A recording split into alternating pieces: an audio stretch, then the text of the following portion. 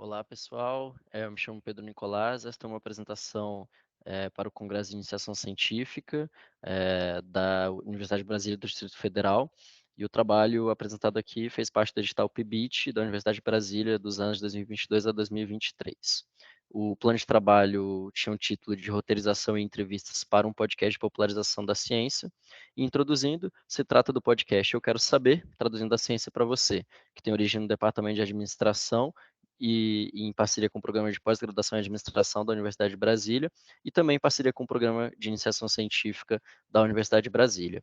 E tem por missão atualizar a sociedade sobre as pesquisas envolvidas no meio acadêmico por meio de entrevistas informativas e descontraídas, com pouca carga de linguagem acadêmica, técnica e científica.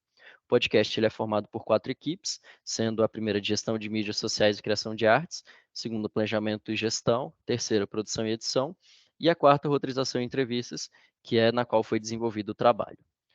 A metodologia da pesquisa foi a pesquisa aplicada e descritiva, com abordagem qualitativa.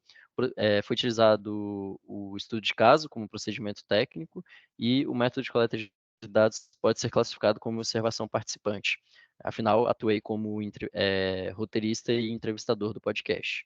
As atividades descritas, né, realizadas, foram a realização de reuniões de planejamento, elaboração de agenda de gravações, contato com os entrevistados e a realização de entrevistas. Essas eram as atividades previstas e foram incorporadas mais 2 atividades, sendo elas planejamento da participação do projeto em eventos e a representação do projeto em eventos.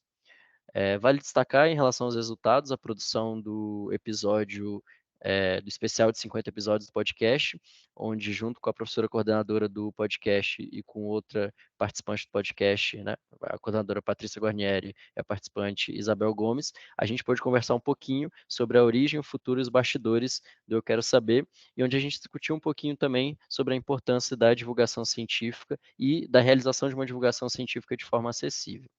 Destaco também a participação no espaço de inovação da Universidade de Brasília, na Campus Party Brasil de 2023, realizada em abril, aqui em Brasília, onde foi possível, né, apresentar ao público o podcast, onde foi possível fazer vários contatos com possíveis entrevistados, com possíveis parceiros também para o podcast. Então foi uma experiência muito interessante e onde a gente pôde ver o engajamento principalmente com alunos de ensino fundamental e médio que já se mostram interessados em consumir conteúdos relacionados com ciência, tecnologia e áreas afins, né?